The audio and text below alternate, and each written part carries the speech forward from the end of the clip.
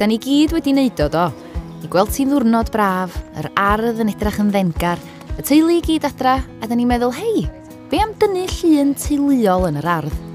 Ac wedyn, edrych ar y canlyniadau a bod yn eitha, os nad ofnadwy, o siomedig.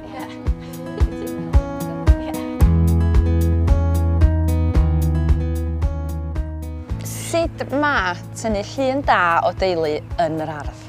Mae'n lot o bethau gwahanol ti'n gallu neud i gael llun da, a un o'r pethau hawsa bron ydy gadael iddyn nhw gerdded a sgynnych chi blant bach mynd lawr i'w lefel nhw, gwneud o'n hwyl, a maen nhw'n mwynhau wedyn, maen nhw wedi anghofio bod nhw'n cael tynnu lluniau.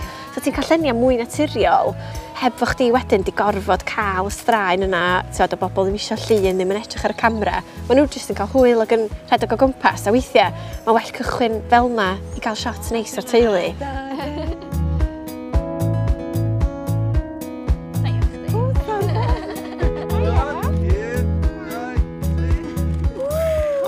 Bobl yn sefyll mewn grŵp weithiau, mae'n werth jyst edrych eto ar y cefndir os na bolyn telegraff. Rhaid chi fod rili gofalus weithiau, mae coedan yn gallu dod syth allan o ben rhywun heb i chi sylwi. A diolch mwyn wedyn weithiau da chi'n gweld.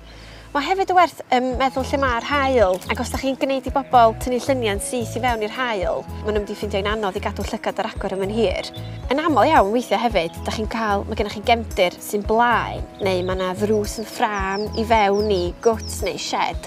Ac yn aml iawn mae ffram fel yna yn gosod llun. A chdi, Eli? Heia! Eto mae'n helpu bobl ymlacio, mae pobl yn gosod y hynna mewn ffordd mwy naturiol.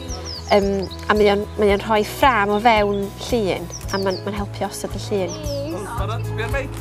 Hwna'n neis. So bydd ei cas, Un o'r tricio syml mewn ffordd i wneud llun mwy deniadol, rhywbeth sy'n apelio'r llygad, ydy i beidio cael pobl neu wyneba pobl mewn rhes. Bo chi'n trio meddwl am driongla.